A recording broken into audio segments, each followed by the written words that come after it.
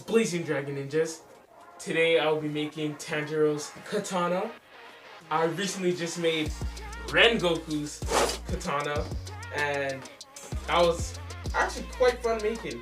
I'm honestly interested in making more katanas in the future, and today I'll actually be making Tanjiro'S, so I think I've learned a few new stuff. I think it'll get better.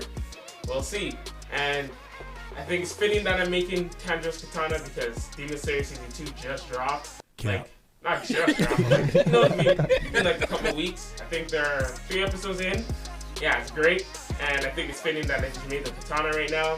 And I'm honestly really pumped to make this. So without further ado, let's blaze straight into the video. Alright, so we all know this video is well overdue, but you know, still gotta get into this and explain, because you know, this is my passion and I'm trying to do YouTube.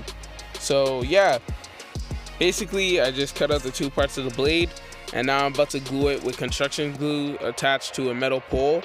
You don't have to use a metal pole, you can use like a wood pole or a strong like piece of cardboard that can hold the 2 pieces of the blade together, and then that could work so it doesn't like break while you're swinging it around if you do swing it around. And now I'm just taping it together so it glues and dries together.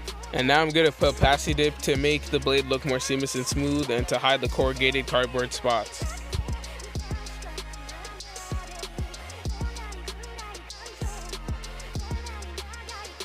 Okay, now I'm actually sanding the blade to make it have like the finish of an actual katana. I should have done this before I put the plasti dip, because like now the pieces of plasti dip are like kind of loosely in between the blade, and you don't want that. Okay, now I applied the resin. The resin is also optional. I used it for strength, and so when I sand it, it can actually look like more like a katana blade. I don't know if there's an easier way to apply resin onto a big like item, but hopefully in the comments someone can help. That'd be great. Alright, so now I'm making the guard. The guard is just a simple shape. It's just a circle and lines basically just pointing out in the middle.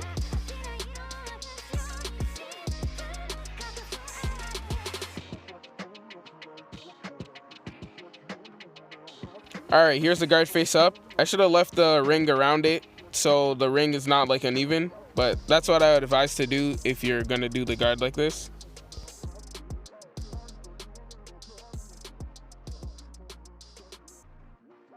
Alright, here are the 3 pieces, and now we're gonna paint the blade finally. The blade's looking alright. I think it can do better the next time, but I feel like each katana is getting better than the next, so that's something you like to see. Now I'm working on the handle. The handle is actually kind of a difficult experience to do because I searched up videos of how you do like the katana wrap, how you get those like diamond shapes.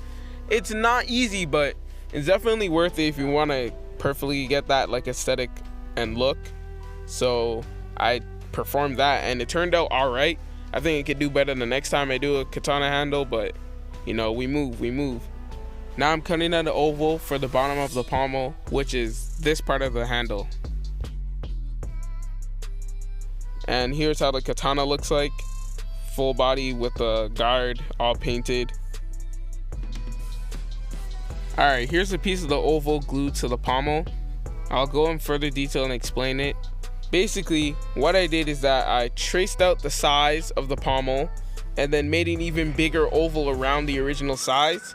And then with that, I can glue it to the pommel and then sand it, and it'll look like that.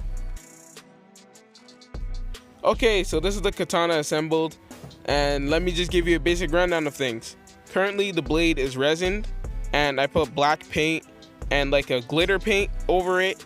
Slight glitter so it's not too glittery. That just gives it sort of a metal effect. And I varnished it so it looks shiny.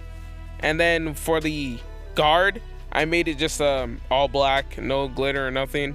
For the handle, it's just the aluminum foil like cardboard cylinders you would find, and I painted it red.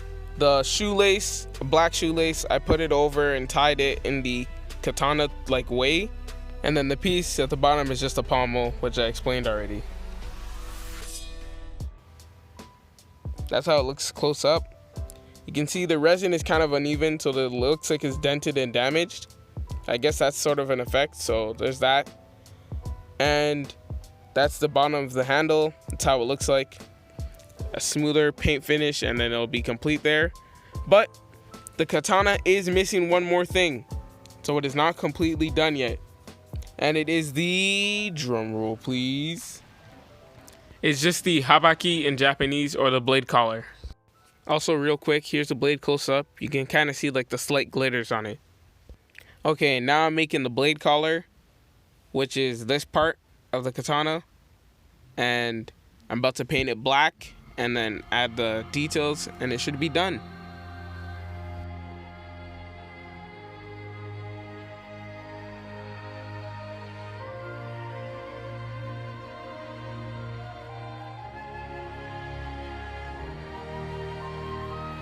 Okay, now I'm gonna add the glasses looking thing onto the blade collar. It's just a detail, it's not necessary, but I decided to add it so it looks more realistic. Okay, now the katana sheath. Tried a different version than I did for the Rengoku katana. I still had the same like formula, but instead of using paper, I used cereal box cardboard, because it's just more sturdy and I didn't have to build up upon it and make it stronger, so it wasn't as messy and it was just easier to do. But it still didn't turn out as well, but you know, that's why I'm trying to get better and find different techniques to make better sheaths for my katanas. So it's pretty much the same thing as what I did before. I just taped the ends of the rectangles, and I don't advise taping it. I'd rather use glue, because like the tape kind of rubs off on the katana and ruins the look of it. So moral of the story is do not use my type of sheath. It is not that good. There are probably better ones on the internet. You do not need to use mine, but if you can't find any others, then by all means try and use mine.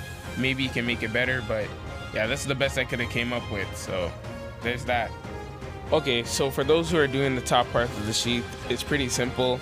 I just cut out 2 parts of that same design on both sides of the sheath and glued it with an oval at the top to seal it. I sure wish I did record it though.